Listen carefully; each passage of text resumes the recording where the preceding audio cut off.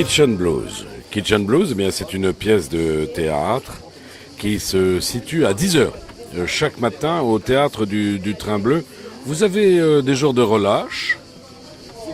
Oui, nous jouons en fait en alternance. Donc. Voilà. Alors vous savez que c'est les jours pairs. Maintenant, je vous l'explique, les jours pairs. Alors, c'est une histoire irlandaise, si j'ose dire. Hein, c'est ça, une histoire irlandaise.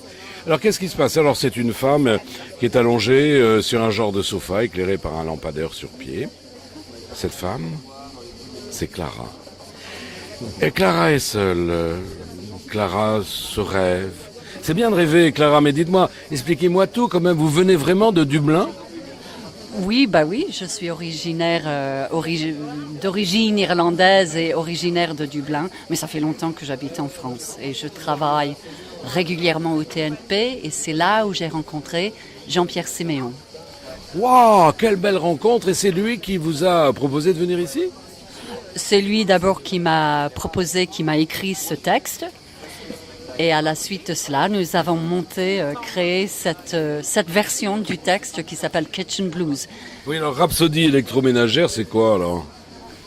Une rhapsodie électroménagère, c'est notre version acidulée et pop de la vie intérieure de cette femme qui s'appelle Clara. Alors, est-ce qu'on peut donner la trame un petit peu de cette histoire-là? Dites-moi, est-ce qu'on peut le dire ou pas?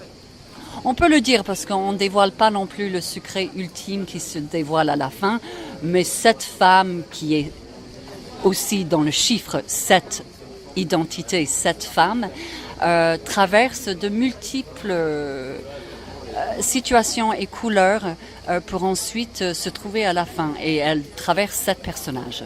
Écoutez, alors je peux quand même vous dire que le texte est de Jean-Pierre Siméon. La mise en scène est signée par Clémence Longy. Évidemment, Clara Simpson, avant de venir ici, vous étiez où? Dites-moi. J'étais en Norvège et avant cela à Dublin. Parce que vous parlez le norvégien? Non, mais j'y travaille. Ma prochaine création est originaire de ce pays-là, en fait. C'est une coproduction. Alors dites-moi, oui, une coproduction, on l'a compris. Mais dites-moi, Clara, quels sont vos projets maintenant, après le festival? Eh bien, tout de suite après Avignon, je pars en Irlande pour un festival. Vous vous rendez compte, Norvège, Irlande, France, pour un autre festival, dites-moi tout. Un festival Beckett, parce qu'on n'oublie pas... Samuel. Non. Moi, j'ai dîné avec lui il y a 2 jours. Tu étais là, toi. C'est vrai, Samuel Beckett? Oui. Il y a une longue amitié avec les textes de Samuel Beckett. Bref, je joue Not I, pas moi, de Samuel Beckett. Et après, je pars à Dublin pour une création qui est irlando-norvégien. Mais en français? Cette fois-ci en anglais. Oh zut. Oh, mais c'est ça embêtant quand même. Une création. C'est dommage parce que cette création, on aurait peut-être voulu la connaître ici, non? Vous reviendrez l'année prochaine? C'est possible. Ouais? Oui, c'est possible. On fait une tournée internationale.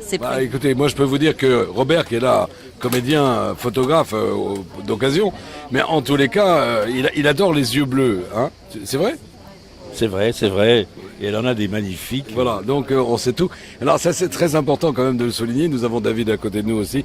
C'est exceptionnel que les 3 compères soient réunis aujourd'hui, mais nous sommes tous ensemble. Je vous adore, je vous le dis. J'ai envie que vous réussissiez dans tous les domaines de votre vie parce que vous êtes magnifique. Voilà, c'était Pierre-Patrick pour Friendly Radio et Tête d'Aille Art Média. Vous le savez que j'écris également pour le journal Regard, donc en profitez-en. Allez voir les spectacles que je vous propose parce que ces gens sont beaux, ils sont beaux. Ah, c'est superbe. Merci. On l'applaudit peut-être? Qu'est-ce qu'on fait?